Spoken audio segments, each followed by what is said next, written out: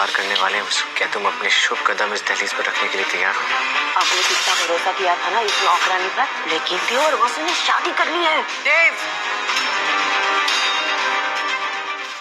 कमरे में घबराहट फैल चुकी है।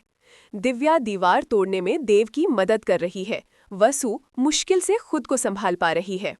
आरव अभी भी पागलों की तरह हंस रहा है, मानो उसे किसी का डर नहीं। देव पूरे जोर से दीवार को धक्का देता है। ईंटें टूटती हैं, धूल उड़ती है। एक हल्की सी रोशनी अंदर आती है।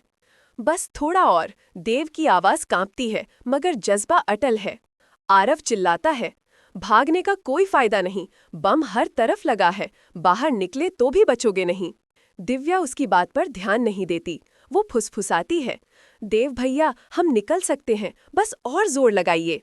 वसु अचानक कहती है, देव आरव के पास दूसरा रिमोट भी होगा, अगर हम उसे पकड़ लें तो बम डिफ्यूज हो सकता है। देव उसी क्षण समझ जाता है, भागना ही रास्ता नहीं, लड़ना भी पड़ेगा। वो धीरे धीरे आरव के पास बढ़ता है। उसकी निगाहें रिमोट पर टिकी हैं। आरव पीछे हटते हुए कहता है, पास आए तो पहले खुद उड़ जाओगे।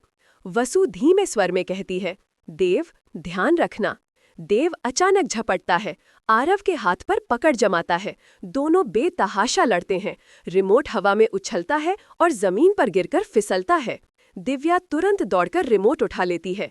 आरव चीख पड़ता है, दिव्या तुमने फिर धोखा दिया। दिव्या आंसू रोककर जवाब देती है, तुम्हारे साथ रहकर मैंने बहुत गलत किया, लेकिन अब किसी की जान नहीं जाने दूंगी। टाइमर की आवाज और तेज। देव वसु को पकड़कर दीवार की तरफ खींचता है। दीवार अब लगभग टूट चुकी है। दूसरी तरफ रात का अंधेरा है और आजादी की उम्मीद भी। ठीक उसी समय आरव देव की तरफ तेजी से झपटता है। उसकी आंखें पागलपन से भरी। तुम मुझे छोड़कर कहीं नहीं जाओगे। देव और आरव धराशाही होते हैं, फर्श पर लुढ़कते हुए। वसु जोर से चिल्लाती है, देव। दिव्या रिमोट लेकर इधर उधर बटन ढूंढ रही है। किससे बम बंद होगा, कौन सा बटन? टाइमर अब चीख रहा है। अचानक कमरे की छत से भारी आवाज आती है, जैसे कुछ गिरने वाला हो। ये आखिरी 20 सेकंड किसकी जिंदगी बदल देंगे और किसका अंत लिख देंगे।